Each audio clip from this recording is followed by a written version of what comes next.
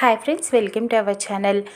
రామ్ సీత ఇద్దరు మాట్లాడుకోవటం మహాలక్ష్మి అర్చన మొత్తం కూడా వినేస్తారు. సరే సీత, నేను వెళ్ళొస్తాను అంటూ రామ్ వెళ్ళిపోతూ ఉంటాడు. ఇక సీతను విడిచిపెట్టి అప్పుడు సీత ఆలోచిస్తూ ఉంటుంది. ఎలాగైనా సరే గౌతమ్కి మహాలక్ష్మి అత్తకి చెక్ పెట్టేస్తాను రేపు ఎంగేజ్మెంట్ రోజున అని అనుకుంటూ ఉంటుంది. ఇటు సంతోషపడుతూ ఉంటుంది. రామ్ మనసుని గెలుచుకున్నందుకు రామ్ మనసుని అర్థం చేసుకుంటుంది సీత. ఇక్కడ మహాలక్ష్మి అర్చన ఇంటికి వెళ్ళిపోతారు. ఆలోచిస్తూ ఉంటారు, సీత ఇంత పని చేస్తుందా?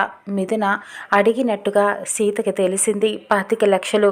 ఇప్పుడు అది రామ్తో క్యాన్సిల్ చేయించింది. అక్కడే ఉన్నా సరే రామ్ని ఇక్కడి నుంచే ఆట ఆడిస్తుందన్నమాట. ఈ సీతను ఏదో ఒకటి చేయాలి అర్చన. సీతని మనం ఆపకపోతే కనుక రేపు ఎంగేజ్మెంట్ జరగదు. కాబట్టి సీతని ఏదో ఒకటి ప్లాన్ చేసి మనం కిడ్నాప్ చేద్దాం. సీతని ఎంగేజ్మెంట్ అయ్యేదాకా విడిచిపెట్టద్దు. అప్పుడు ఎంగేజ్మెంట్ మిథునతో జరిగిపోతుంది. అప్పుడు ఏమీ చెయ్యలేదు. అప్పుడు రామ్ కూడా ఏమీ చేయలేడు సీత లేకపోతే అని చెప్పి అనుకుంటూ ఉంటుంది. అలానే ప్లాన్ ప్రకారం ఒక మనిషితో మాట్లాడి సీతని కిడ్నాప్ చేయిస్తుంది. ప్లాన్ ప్రకారం సీతని ఒక చోట బంధించేస్తారు. తాడు పెట్టి కుర్చీలో కూర్చోబెట్టి మొత్తం కట్టేస్తారు. ఒక డార్క్ రూమ్లో బంధించేస్తారు. ఎంగేజ్మెంట్ అయ్యేదాకా కూడా సీతని విడిచిపెట్టొద్దని వాళ్ళకి చెబుతూ ఉంటుంది. సీత ఏమీ చెయ్యలేకపోతుంది. ఇప్పుడు ఎలాగా? ఇదంతా మహాలక్ష్మి అత్తయ్య చేసినట్టు ఉంది. ఇప్పుడు నేను విడిపించుకొని ఎలా బయటికి వెళ్ళేది అని చెప్పి ఆలోచిస్తూ ఉంటుంది. సీతకి ఏమీ అర్థం కాదు. అలా బందీ అయిపోతుంది. ఇక్కడ అన్ని ఏర్పాట్లు మహాలక్ష్మి చేసేస్తుంది. ఎంగేజ్మెంట్కి సమయం దగ్గర పడుతూ ఉంటుంది. అన్ని ఏర్పాట్లు చేసుకొని చాలా సంతోషంగా ఉంటుంది. సీత ఎట్టి పరిస్థితుల్లోనూ ఈ ఎంగేజ్మెంట్ని ఆపలేదు అని చెప్పి సంతోషపడిపోతూ ఉంటుంది.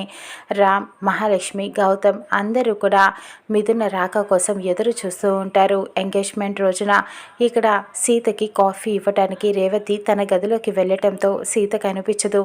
ఇల్లంతా వెతుకుతూ ఉంటారు, కానీ సీత ఎక్కడా కనిపించదు. ఇదేంటి, సీత ఎక్కడికి వెళ్ళిపోయింది, మనకి చెప్పకుండా వెళ్ళదు కదా అంటూ ఫోన్ కూడా ట్రై చేస్తూ ఉంటారు. కానీ ఫోన్ కూడా స్విచ్ ఆఫ్ రావడంతో సీతకి ఏదో జరిగింది అంటూ అనుమానపడుతూ ఉంటుంది. మనం వెళ్ళి వెంటనే రామ్కి చెబుదాం, రామ్ దగ్గరికి ఏమైనా వెళ్ళిందేమో అని ఆలోచిస్తూ ఉంటారు.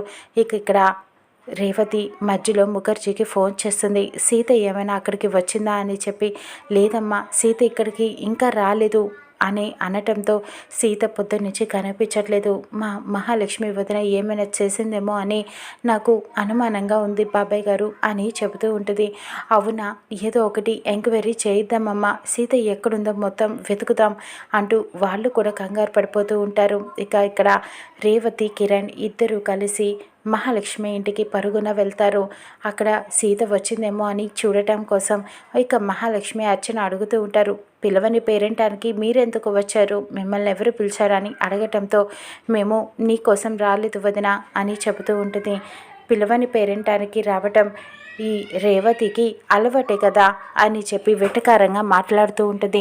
మేము మీకోసం రాలేదు, సీత కోసం వచ్చాము. సీత ఉదయం నుంచి కనిపించట్లేదు. రామ్, సీత ఏమైనా ఎక్కడికి వెళ్ళిందో నీకు తెలుసా, ఇక్కడికి ఏమైనా వచ్చిందా అంటూ అడుగుతూ ఉంటుంది రేవతి. రామ్ అయితే కంగారు పడుతూ ఉంటాడు. సీత ఇక్కడికి ఎందుకు వస్తుంది, రాలేదు, ఎక్కడికి వెళ్ళి ఉంటుంది అని కంగారు పడిపోతూ ఉంటాడు. మాకు అర్థం కావట్లేదు, సీత ఎక్కడికి వెళ్ళిందో తెలియటం లేదు, ఎక్కడికి వెళ్ళినా చెప్పే వెళ్తుంది, ఉదయం నుంచి కనిపించట్లేదు అని అనటంతో కంగారు పడుతూ ఉంటారు. ఎక్కడికో వెళ్ళి ఉంటుంది, పెత్తనాలు ఎక్కువ కదా అని మహాలక్ష్మి